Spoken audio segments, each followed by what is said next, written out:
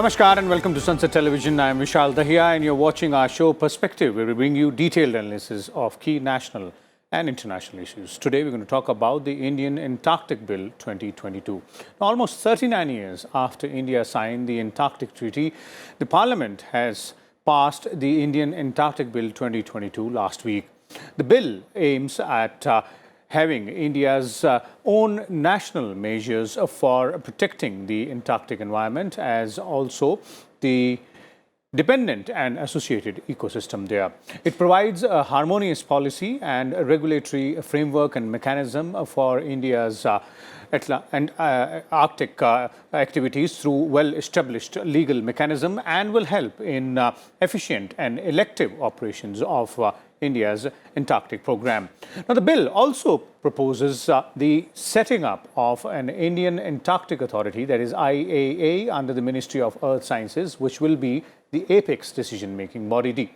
So, what will be the highlights of this particular bill? In fact, what is going to be its impact when we're talking about the overall scenario and India's international situation as well? For more on this, we're joined by a distinguished panel of experts. Let me first introduce them to you, beginning with, we have with us Mirza Javed Beg. He's the director of NCPOR, which is the National Center for Polar and Ocean Research with the Ministry of Earth Sciences. We are also joined by former Mr. Gurjeet Singh, and senior journalist Urmi Goswami is also with us. Welcome, all of you, to Sansad Television.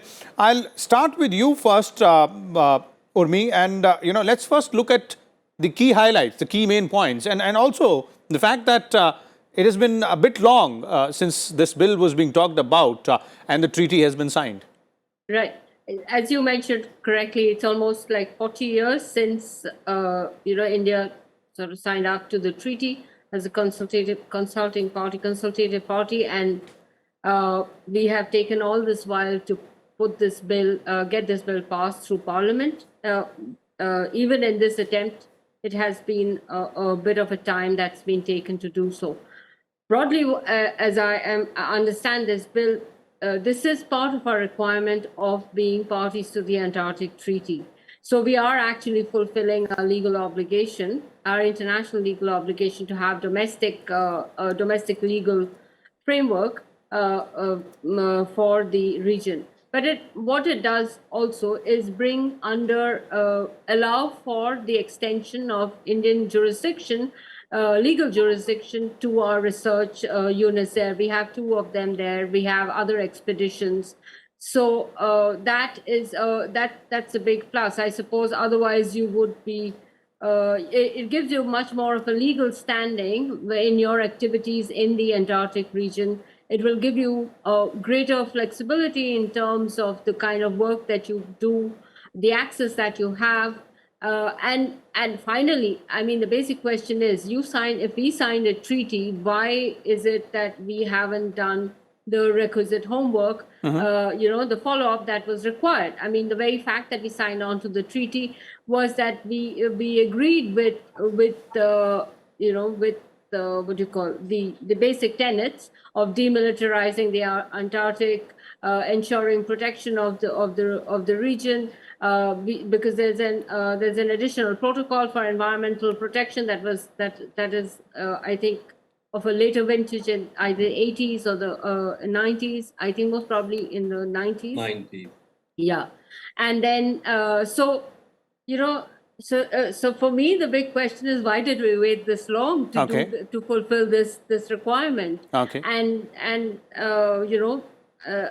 But as I understand it, it's also it's not just the doors it opens for us. It's also the fact that if you're part of the global community and you take certain obligations or agree to certain sort of agreements, the fact that you're fulfilling what is required of you also shows your standing, your commitment to the Indeed. larger international global multilateral system. In this case, of course, it's a smaller group of countries, but nonetheless, it is still about a plurilateral system that we honor and we respect global agreements. And so therefore, yes, it's a great thing that we have done it. It's unfortunate that it's taken this long. Okay, but better late than never, as has always been said. And now that it has been done, there's going to be harmonious policy framework and the regulatory mechanism in place as well as I was pointing out earlier. Let me bring in Mr. Beg here. Mr. Beg, when we're talking about these two aspects, the policy framework and the regulatory mechanism, one is how will it work, and two, what's the requirement here?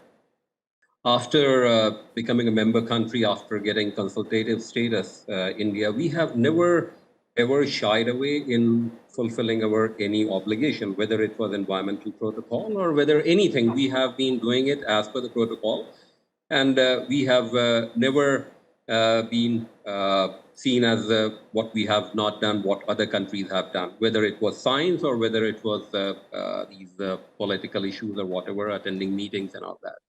So the requirement of this bill that came up very late, I think about a couple of years back, when it was decided that, okay, every nation should have a legislation for Antarctica, because otherwise the treaty had its tenets that, okay, these are the things which a country has to follow, and we have been following that. We have never been found to be wanting on that part. So when this requirement came up that we have to have legislations, so other countries also, they started making their legislations, and we also did that. So on that part, we are very, very clean and clear. Now, this bill, it gives us a big boost that the framework that we had, it was the Expeditions and Operations Group, which was managing the Indian expeditions and the Indian stations and all that. So they had to frame rules and regulations, and it was all based on the treaty system, that what we have to do and what we don't have to do. So we were following that. But there were no checks and balances. So managing expeditions, sometimes, not that we always had trouble, but sometimes it was difficult to manage the expeditions, because if there is some unruly behavior or some issues within the station, or if there are issues between people of different nationalities or something like that, or for that matter, having other private players coming into Antarctica, that who will issue the permit and all that. So that was not there. Okay. That framework was not there, and that was much needed, that what we have. And that is what has been done. So it's a great step forward. Now it gives us the legal standing that what we have to do. And now the nitty-gritty and all that, the laws and all these clauses, that has to be built up so that we start regulating. Okay.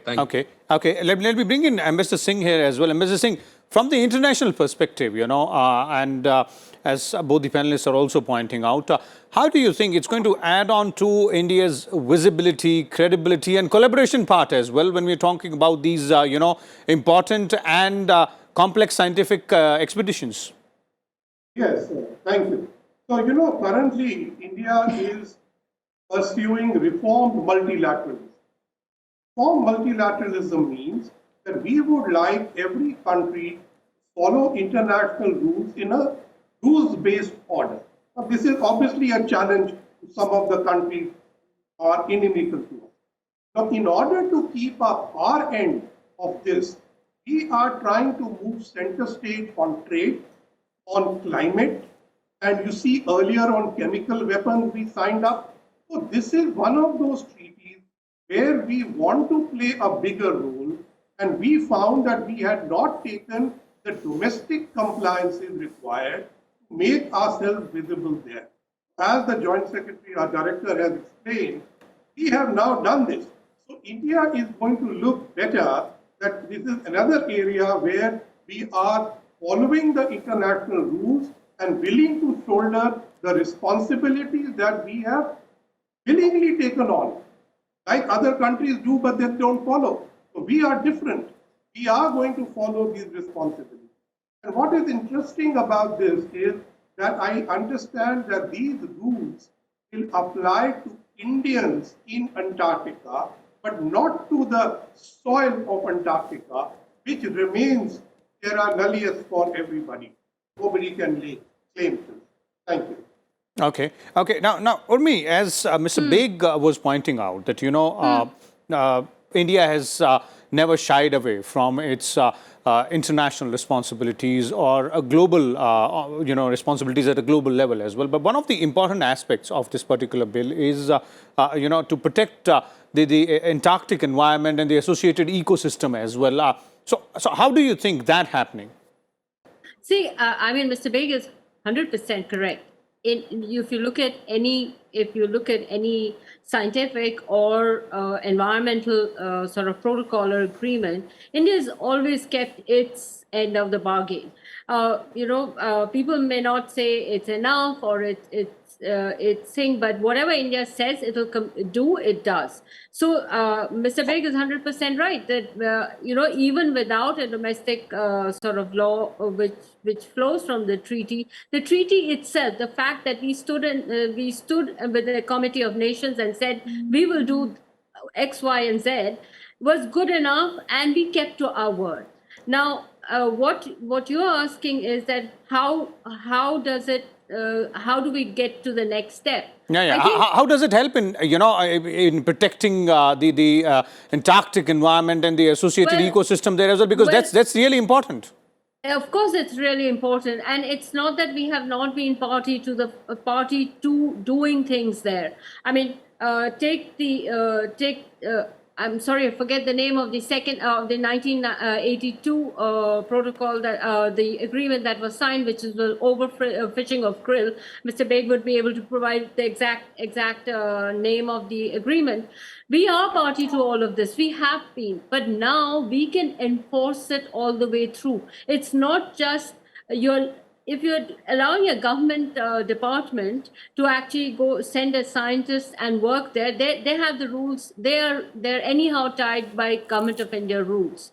But imagine if you have a private entity or members of a private entity who are part of an expedition or who are part of the research station. Now you have the regulation to ensure that their activities are also in keeping with India's commitments or India's position or India's agreement to keep the region safe. India can actually now take more proactive measures to say this is what we need to do to ensure that the Antarctic does not become an overexploited region. There is fear of illegal mining. I mean, Mr. Beg would be able to give you a better idea of the kind of illegal mining that can happen. Overfishing was one example where of course action has been taken. But now India has not only an ability to control its activities, the activities of its people who are in the region, but also to become more proactive in pushing that in a larger frame. And that is what matters. At the end of the day, why is it important to tick all these boxes that you need to in an international agreement? It's because you keep sitting at the table. And as you're sitting at the table, when you're at the table, you have a voice. And when you have a voice, you can make a difference to the outcome. India has been very good.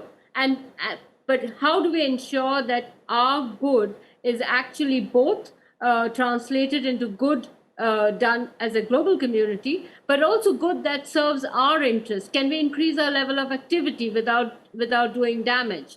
And this framework of the Indian Antarctic Bill allows us to do much more in a productive way without being a burden or without doing things which will actually put the planet, and the Antarctic and the planet in jeopardy. Okay. Mr. Beg, your views on that part, not only the protection of environment and the overall ecosystem which we're talking about, and how will it happen? What are the key threats and challenges there? But also, how it will add value to the operations of Indian Antarctic Programme, which is a very successful one if you look at the way various scientific experiments have been conducted over the years.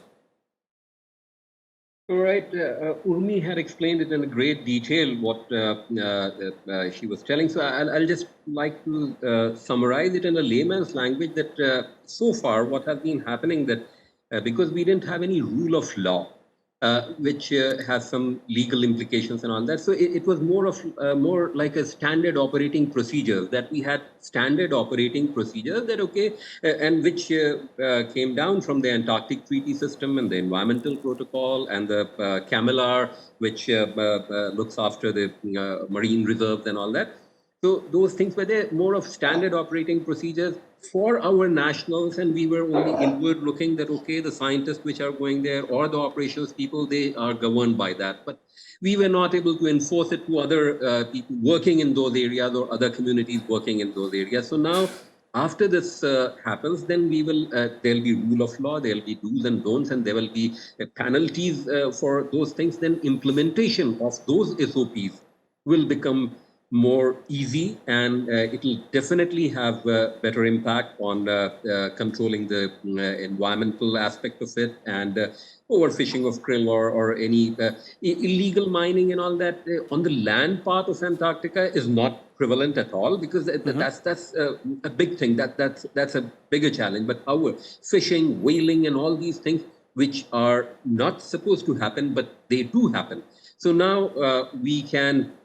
With these law coming into effect and all that, then we'll have better control over these things. Okay, okay, Mr. Beg, since we're talking about the Antarctic region and India's Antarctic program and what's happening there, it'll be very wonderful if for our viewers you could give us a brief into what we've done there so far or what we're doing there.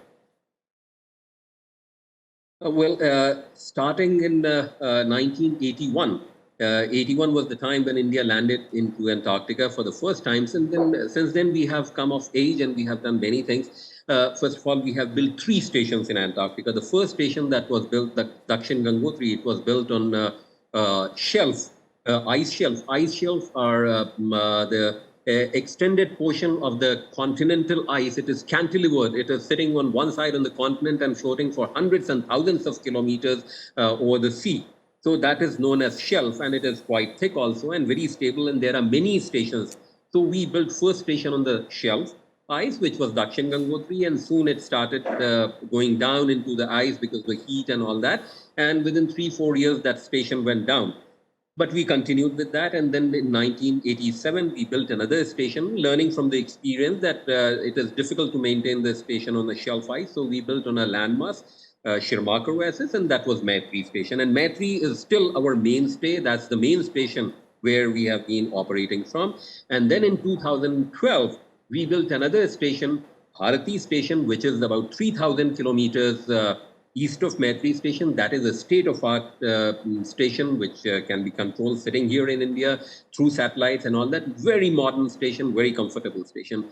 And both these stations, they have helped us in doing our scientific activities. We have been, mainly we have been working in earth science regime, the geology, geophysics, and the glaciology part, and we have been looking after the polar ice, the melting phenomena and all that. And recently our focus has been on the climate change, because that's the burning issue. So we have been doing a lot of studies over there.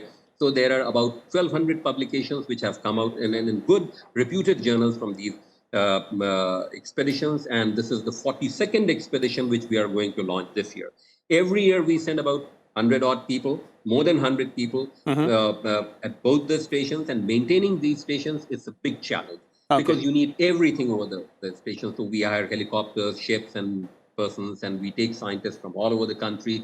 All the premier institutes, IITs or CSIR labs or MOES labs, Ministry of Earth Sciences labs, BST labs, all are involved into that. And we have been working over there. Okay. And one thing which I would like to highlight that in 2013, ISRO got on board with us, Indian Space Research Organization, and they have built a downloading center. It's an Earth station which has been built at Bharati station for all the Indian remote sensing satellites. The data is downloaded at Bharati station, so we maintain that station at Bharati. We support ISRO. The data is downloaded, and all the satellite data and for weather phenomena and all that, the remote sensing data that we get here in India, that's collected at Bharati station. Okay. Indeed, that is a very challenging work, but very important as well, and significant amount of data and the scientific work being done there. Mr. Singh, looking at the challenges, and when we're talking about, there's a lot of discussion and there's a lot of action as well on the issue of climate change. But if we now, look at all these things in a holistic manner, adding this particular bill and India's stand and India's position at a global level vis-a-vis not only the Antarctic region, but also, tackling other challenges. Yes, there is a concept called the common heritage of mankind. It was used for the Moon Treaty. It came up for the Outer Space Treaty. And then when the United Nations law of the sea was being discussed, it was applied to the seabed. So the idea of a common heritage of mankind is that these assets cannot be appropriated. There is no territoriality which any country can claim. Secondly, you can't use it for testing like nuclear testing. Third, you cannot have garbage disposal or waste disposal there. And fourth, you must have control over the ingress of humans and the outgress, exgress of animal and plant life. So that concept was there. But neither for the moon nor outer space nor the seabed could we come up with proper treaties to monitor and control that. Now, the Antarctic Treaty and the attendant domestic legislation that we have now undertaken actually goes a long way in enforcing the common heritage of mankind proposal, though nobody talks about it. I'll give you an example, sir. Let's take Mount Everest. You know, the biggest challenge on Everest is not to climb it, but to clear it of garbage. Yeah. So we don't want that to happen in Antarctica. And with the numbers of scientists going, by all countries who are opening stations there, and there could be international tourism taking off, you need to have, since that territory has no law, it is nobody's territory, the people going there need to be governed by some law and sequence. And that is what we have done. Okay. I compliment Mr. Beg and his department for having achieved. Okay. Indeed, that is a very, very commendable achievements there, and still being done there. Or make quick concluding comments from you on the road ahead from here onwards, and the kind of value add this piece of legislation brings to the entire work being done by Indian scientists. Well, I think it gives them more space, more room, legal space to do things. Also to ensure that, the work done is in keeping with national interest. And as Mr. Singh pointed out, it is about, it is no man's land. It is no country's territory. It is therefore a common heritage and our common sort of endeavor to keep this place safe. And we need to keep it safe, because otherwise, the two poles are basically like thermostats for the world. So if you don't keep it safe, you're in very big trouble. Okay. And I think this law, this domestic law, which flows from our international sort of signatories of an international treaty. So together, it gives us more space and more grounding to continue with the scientific work we do. It is not that this work hasn't been productive. The scientific work hasn't been productive. We just gives us more space, more control over what more we can do. Okay. And how best we can ensure that this common heritage remains that safe and sound and frozen. Okay. Indeed, puts in place a proper policy and regulatory framework for all the work which is being done. Thank you so much, Urmi and Mr. Gurjeet Singh and Mr. Beg as well for sharing your views and insight with us and our viewers, as our experts were pointing out the key highlights of Indian Antarctic Bill 2022 and why it is important, its significance, of course, not only vis-a-vis the regulatory framework and the policy framework which is now in place with this legislation, which will not only effectively, help the operations of Indian Antarctic Programme, but also, boost India's standing at the international stage. We'll come back again with a different topic. Till then, keep watching Sansad Television. Thank you.